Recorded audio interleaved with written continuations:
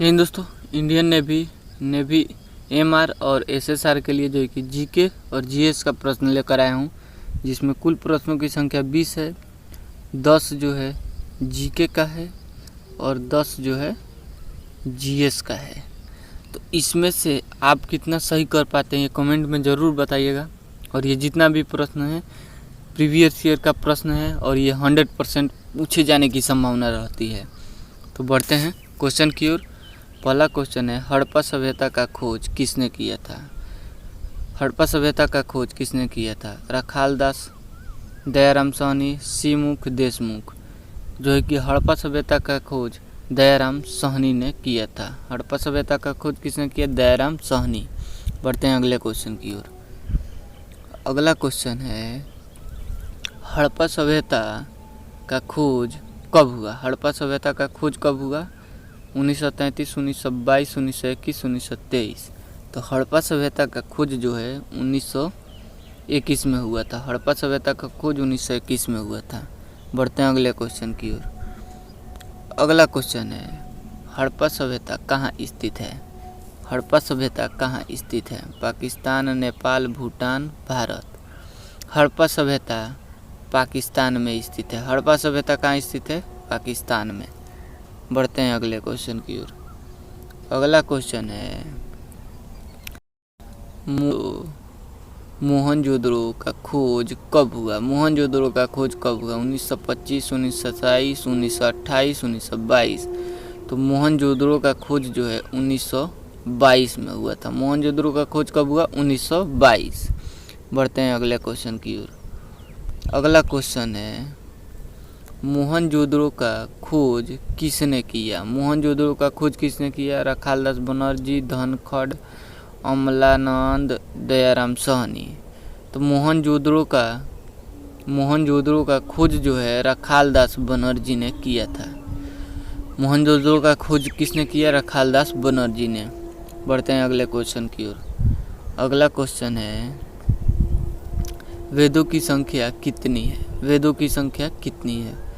5, 4, 6, 7।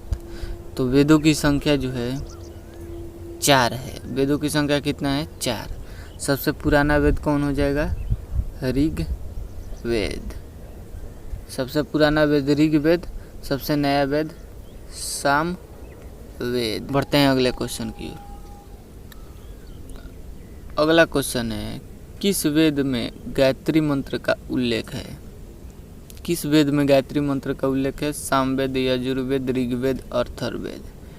तो जो है कि ऋग्वेद में गायत्री मंत्र का उल्लेख है। ऋग्वेद में गायत्री मंत्र का उल्लेख है। बढ़ते हैं अगले क्वेश्चन की ओर। अगला क्वेश्चन है, महावीर स्वामी का जन्म कब हुआ था? महावीर स्वामी का जन्म कब हुआ था? 560 ईसा पूर्व, 540 ईसा पूर्व, 542 ईसा पूर्व, 580 ईसा पूर्व। तो महावीर स्वामी का जन्म जो है 540 ईसा पूर्व में हुआ था। महावीर स्वामी का जन्म कब हुआ? 540 ईसा पूर्व में हुआ था। बढ़ते हैं अगले क्वेश्चन की ओर। अगला क्वेश्चन है, महावीर स्वामी का जन्म स्थान कहाँ है? महावीर स्वामी का जन्म स्थान कहाँ है? पटना, गोरखपुर, गया, वैशाली। तो महावीर स्वामी का जन्म स्थान जो है वो वैशाली में है। महावीर स्वामी का जन्म स्थान वैशाली में है। बढ़ते हैं अगले क्वेश्चन की ओर। ये जीके का लास्ट क्वेश्चन है, पानीपत का प्रथम युद्ध कब हुआ था? पानीपत का प्रथम युद्ध कब हुआ था? 1522, 1536, 1526, 1557। तो पानीपत का प्रथम युद्ध 1526 में हुआ था। सी नंबर आंसर सही है। बढ़ते हैं अगले क्वेश्चन की ओर। अगला क्वेश्चन है, फलेरिया डेंगू मलेरिया आदि का वाहक होता है। वाहक मतलब किसी जंतु के काट लेने से किसी व्यक्ति में जो है कि किसी प्रकार के रोग पैदा हो जाना, उसी जीव को वाहक बोला जाता है। तो मच्छर, मक्खी, कुत्ता, बिल्ली। तो जो है कि फलेरिया डेंगू मलेरिया का वाहक जो है मच्छर होता है, मच्छर। बढ़ते हैं अगले क्वेश्चन की ओर। अगला क्वेश्चन है, आयोडीन की कमी से कौन सा रोग होता है? आयोडीन की कमी से कौन सा रोग होता है? जोड़ का दर्द, मलेरिया, मियादी बुखार, घेगा रोग। तो आयोडीन की कमी से घेगा रोग होता है। आयोडीन की कमी से घेगा रोग होता है। बढ़ते हैं अगले क्वेश्चन की ओर। अगला क्वेश्चन है विटामिन सी का दूसरा नाम क्या है। विटामिन सी का जो है कि दूसरा नाम क्या है। एस्कॉर्बिक एसिड, कार्बोहाइड्रेट, लवण, न्यूट्रो। तो विटामिन सी का दूसरा नाम जो है एस्कॉर्बिक एसिड हो जाएगा, एस्कॉर्बिक एसिड। बढ़ते हैं अगले क्वेश्चन की ओर। अगला क्वेश्चन है विटामिन ए का रासायनिक नाम क्या है। विटामिन ए का रासायनिक नाम है या क्या है। तो जो है कि टोकोफेरॉल, थायमीन, रेटिनॉल, कैलोरी। तो विटामिन ए का रासायनिक नाम रेटिनॉल हो जाएगा। सी नंबर आंसर सही है, रेटिनॉल। विटामिन ए का रासायनिक नाम रेटिनॉल। बढ़ते हैं अगले क्वेश्चन की ओर। अगला क्वेश्चन है रेबीज या हाइड्रोफोबिया किस जंतु के काटने से होता है। रेबीज या हाइड्रोफोबिया किस जंतु के काटने से होता है। शेर, बिल्ली, लोमड़ी, कुत्ता। तो जो है कि रेबीज या हाइड्रोफोबिया जो है कुत्ता के काटने से होता है। और जो है कि आप लोगों को पता होगा कि लोग इनार झकवाते हैं। तो इनार झकवाया जाता है इसलिए क्योंकि आपका प्रति छाया दिखे तो आप डरते नहीं ना है। हाइड्रोफोबिया का आपके ऊपर प्रकोप तो नहीं बढ़ गया है, इसलिए जो है कि इनार को झकवाया जाता है। लोग बोलते हैं ठीक हो जाएगा, ठीक हो जाएगा। ठीक हो नहीं होता है जब तक आप सुई नहीं लीजिएगा। बढ़ते हैं अगले क्वेश्चन की ओर।